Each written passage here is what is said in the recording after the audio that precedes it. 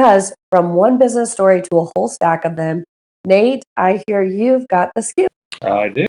Need my music though. Nate degree. Oh, we got that. We got it coming. The business is buzzing in town. Nate already knows it. Nate's business buzz. Yeah, Nate's business buzz. Yeah. Because the phrase was just uttered, orally orgasmic. I'm going to start. Thanks, Dave. I do love my beignets. They are orally orgasmic. I've had them busy. I've had caffeine on. They have confirmed that they are coming. Like, back, we got leasing plans that we saw. When I originally did the Publix stuff, it showed Kilwin, which we know is coming. Firehouse, which we know is coming. They showed Everbowl. Everbowl never did confirm. The latest ones did show Beignets Brew. They are coming. They sent me a Facebook Messenger message. They confirmed it, and this would match where they are. The shops at Pear Orchard. So if you're at Pear Orchard, that building, the shops, I guess, the shop strip mall, the separate building that Publix is not in, it will be that very first one when you first come in on the left. There will be an empty spot right now that's leased, but it's going to be there. It's going to be 2,000 square feet. The brew is coffee, and they don't have any barking bubblers, but they do have some other things. But the beignets and chicken menu, I've taken a shot for that one. I will try that one out when they open. I don't know when they're going to open. The only opening date I have is for that whole building and all that stuff is Publix is September 17th or 18th, whatever that Thursday is. But everything else, I do not have anything. I don't have anything on Worx, UPS Store, Firehouse, Kilwins, any of those. But Beignets and Brew, they're coming. Fuel Fortress, if you know where that's at, the former Joann building out by Panera, El Tapatio, Mount Jack, and next to everybody's favorite new roundabout. I love that roundabout. Fuel Fortress got pushed back. They didn't say why. They had unexpected delay. They did plan to open April or August 1st, and they said they were hoping to be open this week. They're pretty active on social media.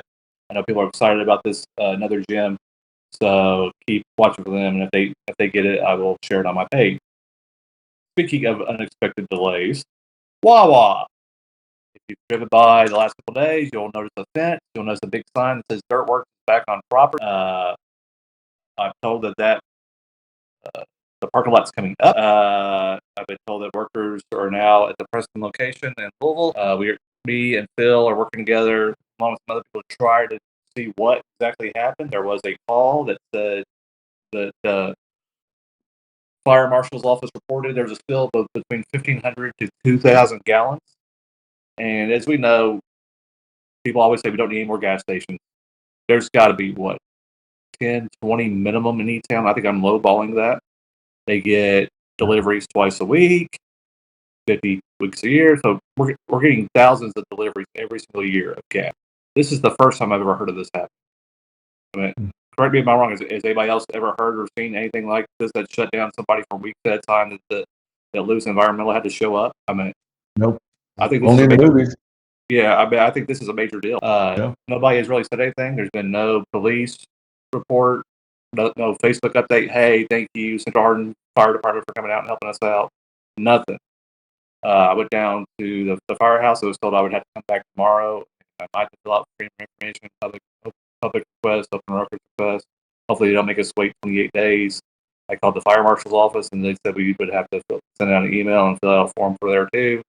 If it's like the old ones, it's not going to be instant. So it may be weeks before people figure out what really happened here. And I do know that Wawa is still not listed on grand opening, so I don't expect them to be open anytime soon. Because Wawa National puts it up a month at a time, and right now we're not listed. Staying on Ring Road, we'll drive all the way up to the ball. The Eladid Federal Credit Union. I stress credit union. It's not a bank. It's a credit union. It's where Fergie's and Buffalo Wings Rings used to be. I mean, Scott and Phil, your business people, and Rachel, you do too, as far as business. They're not the same thing. There is a difference here between the two. But it's going to be good for local people. I think the closest one somebody said was Mount Washington. I don't know if that's true. I don't use L&N, but it may match up. But this will be, as far as I know, I don't think we've ever had an L&N Federal Credit Union. I know we've had a Bound. We've had Fort Knox Federal. I don't think we've ever had an L&N anyway. This will be their first. The former Fergie's, Buffalo Wings Rings. They've got signs up soon, so I'm sure that they'll announce pretty soon when it's going to be. I mean, from the outside, I think it looks done. I don't know what's going on the inside, if there's any late stuff that they have to do, if they're waiting on final sign-offs. They have to get stuff moved in because obviously it's not like they're moving; they're building stuff. Downtown, this is John's area. He's probably seen all three of these. CMG Home Loans by Elena Marie Zampino has moved to 29 Public Square next to Hip South. That's right there in the corner. If you're ever go to Social Aid, Hub House, you're in that area.